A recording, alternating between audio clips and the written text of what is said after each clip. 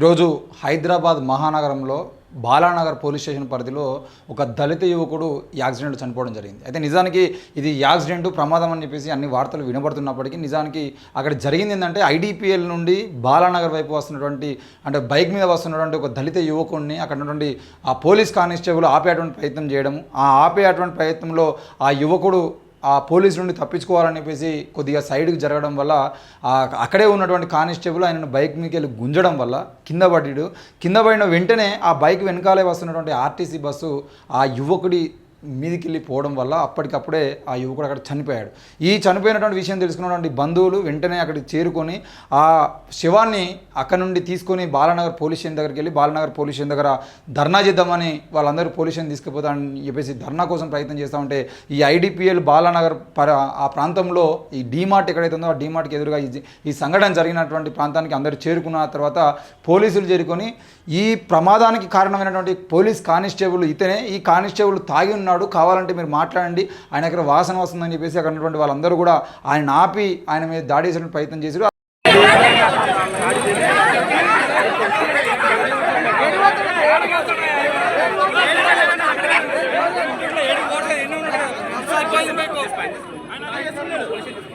తాగున్నాడు వీడు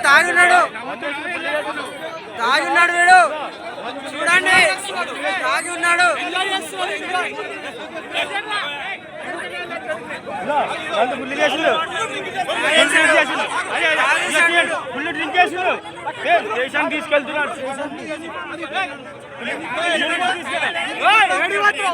దాడిని మేము సపోర్ట్ చేయట్లేదు కానీ ఆ దాడిని ఆపేయడానికి ప్రయత్నం పోలీసులు చేశారు. కానీ నిజానికి ఆ యువకుడు ఎవరైతే ఐడిపిఎల్ నుండి బాలానగర్ వైపు వస్తున్నటువంటి యువకుడు ఎవరైతే ఉన్నారో ఒకవేళ తప్పించుకునేటువంటి ప్రయత్నం చేస్తే వదిలేయాలి. కానీ వీళ్ళు రోడ్ల మీద పోలీస్ అంటే చెక్ పోస్ట్ పెట్టినప్పుడు కనీసం రోడ్డుకు అంటే అటు ఇటు పోకుండా ఉండడం కోసం బారికేడ్లు ఏమైనా పెట్టి తప్పించుకునే ప్రయత్నం చేయకుండా ఉండేటువంటి ప్రయత్నం చేయాలి.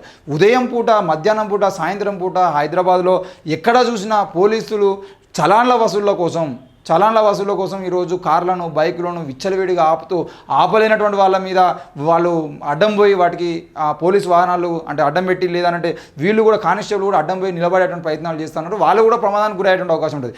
ఈరోజు ఆ యువకుడు బైక్ మీద వెళ్తూ ఉంటే పట్టి లాగడంతో ఆ యువకుడు అక్కడికక్కడే మరణించాడని చెప్పేసి అక్కడ చూసిన వాళ్ళు చెప్పడంతో పోలీసు వాళ్ళ మీదకి అక్కడ ఉన్నటువంటి కుటుంబ సభ్యులు కానీ స్థానికంగా ఉన్నటువంటి వాళ్ళందరూ కూడా ఈరోజు గొడవకు దిగారు. ఆ బాధిత కుటుంబం మీదనే ఈరోజు పోలీసులు లాఠీచార్జ్ చేసినటువంటి పరిస్థితి కనబడుతుంది.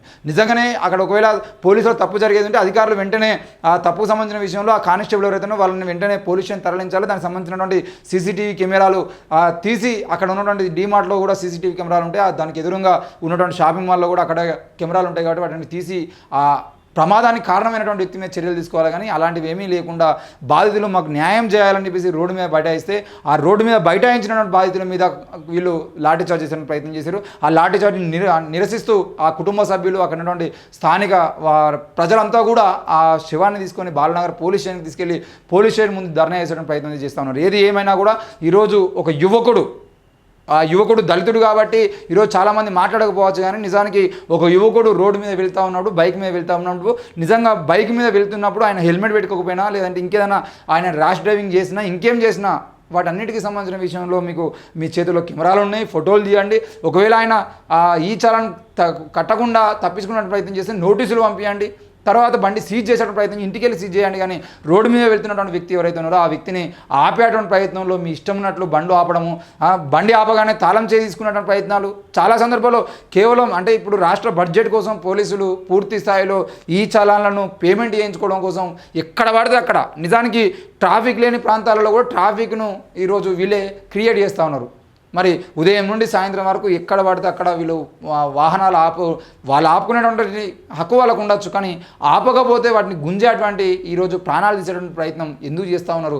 మరి ఈ విధంగా ప్రాణాలు తీసుకుంటూ పోతే ఈ విధంగానే నిజంగా మీరు చలాన్లు కట్టేటువంటి ప్రయత్నాలు చేసేంటే అందరి మీద ఈరోజు ఎమ్మెల్యేలుగా, ఎంపీలుగా, మినిస్టర్లుగా, ముఖ్యమంత్రులుగా ఉంటున్నటువంటి వ్యక్తుల వాహనాలకు కూడా నెంబర్ ప్లేట్ లేకుండా అవుతూ ఉన్నాయి.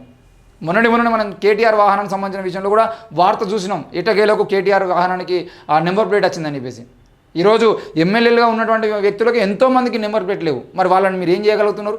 ఈరోజు మినిస్టర్లుగా ఉన్నటువంటి వాహనాలలో కూడా కాన్వాయ్లకు ఒక్క కాన్వాయ్ కూడా సరిగా ఈరోజు వాళ్ళు రూల్స్ పాటించట్లేదు. క్లియర్గా వాళ్ళు ఎప్పుడు పడితే అప్పుడే రన్నింగ్ వాహనాలలోకి వెళ్ళి దూకుతున్నటువంటి కానిస్టేబుల్ మనం చూస్తూ ఉన్నాం. వెహికల్ పరిగెత్తుతూ ఉంటే దాన్ని పట్టుకొని నిలబడుతున్నటువంటి వాహనాలు మనం పోలీసులు మనం చూస్తూ ఉన్నాం. అంటే మీరు మీ యొక్క నాయకుల కోసం వెట్టి చాకరీ చేస్తూ, మీ నాయకుల కోసం గొడ్డు చాకరీ చేస్తూ, మీ నాయకుల దగ్గర రూల్స్ పాటించకుండా ఈరోజు అధిక స్పీడ్లో వెళ్ళి మనుషుల ప్రాణాలతో పాటు జంతువుల ప్రాణాలు తీసినటువంటి మినిస్టర్లు, ఎమ్మెల్యేలు ఎంతోమంది ఉన్నారు కదా. హరీష్ రావు దగ్గర మొదలుకుంటే ఎమ్మెల్యేల వరకు ఎంతోమంది ఆ కేసులలో ఉన్నారు. ఈరోజు కాంగ్రెస్ ప్రభుత్వంలో ఉన్నటువంటి వాళ్ళు కూడా క్లియర్గా ఎన్నోసార్లు మనం చూస్తూనే ఉన్నాం. వాళ్ళకు నెంబర్ ప్లేట్లు ఉండవు. ఆఖరికి ఎస్కాట్ వాహనాలకు ఎస్కాట్ అని రాసి ఉంటే తప్ప నెంబర్ ప్లేట్ ఉండదు. ఆ వాహనం ఎవరికైనా కూర్తే అసలు ఆ వాహనానికి రిజిస్ట్రేషన్లు ఉండవా? ఎస్కాట్ అనేది పైన బోర్డు పెట్టుకోవాలి, నెంబర్ ప్లేట్ తీసేసి ఎస్కాట్ అని పెట్టుకోవడం ఏంది? మరి ఈరోజు పోలీస్ అధికారుల నెంబర్ ప్లేట్లు లేవు, ఎమ్మెల్యేలకు నెంబర్ ప్లేట్లు, వీళ్ళకు చలాన్లు ఉంటాయి, వీళ్ళ చలాన్లు పెండింగ్లోనే ఉంటాయి. మరి ఇవన్నిటికి సంబంధించిన విషయంలో పోలీసులు అత్యుత్సాహం చూపించకుండా రోడ్ల మీద పోతున్నటువంటి యువకులు ఎవరైతే ఉన్నారో ఆ యువకులకు సంబంధించిన విషయంలో మాత్రం అత్యుత్సాహం చూపిస్తూ ఉంటారు. అదే ఈ బంజారా హిల్స్లో, జూబ్లీహిల్స్లోకి వెళ్ళి, మాదాపూర్, హైటెక్ సిటీ లాంటి ప్రాంతాల్లోకి వెళ్ళి ఇట్లా కార్లకు, బైకులకు అడ్డం పోయేటువంటి ప్రయత్నం వీళ్ళు చేస్తారంటే చేయరు. ఆడ ప్రతిరోజు 24 గంటలు ఎప్పుడు చూసినా కూడా బుయ్యి బుయ్యి అనుకుంటూ పోతున్నటువంటి ఆ ఖరీదైనటువంటి వాహనాలు, ఖరీదైనటువంటి కార్లు, ఖరీదైనటువంటి బైకులని ఇలాగే గల్లలు పట్టుకొని గుంజి రోడ్ల మీద పడేసేటువంటి ప్రయత్నాలు మీరు చేయగలుగుతారా? ఈరోజు ఐడిపిఎల్ లాంటి ప్రాంతాలలో, బాలనగర్ లాంటి ప్రాంతాలలో వాళ్ళు ఏదో కూలి పని చేసుకున్నటువంటి యువకులు, కూలి పని చేసుకుని బతికేటువంటి ఆ కార్మికుల కుటుంబాలకు సంబంధించిన వ్యక్తులకు సంబంధించిన విషయంలో మాత్రం మీరు వాళ్ళు బైక్ ఆపకపోతే గల్లా పట్టుకొని గుంజి ఈరోజు బస్ కింద పడేసిన ప్రయత్నం చేస్తూ ఉంటారు. కానీ మరి మిగతా విషయాలలో ఏంది? మరి దీనికి సంబంధించిన విషయంలో తప్పకుండా ఆ విచారణ చేపట్టి వెంటనే ఈరోజు ఆ ట్రాఫిక్ కానిస్టేబుల్ ఎవరైతే ఉన్నారో ఆయన తాగిండు అని చెప్పేసి కూడా కుటుంబ సభ్యులు ఆరోపిస్తున్నారు. మనం వీడియోలో చూడొచ్చు.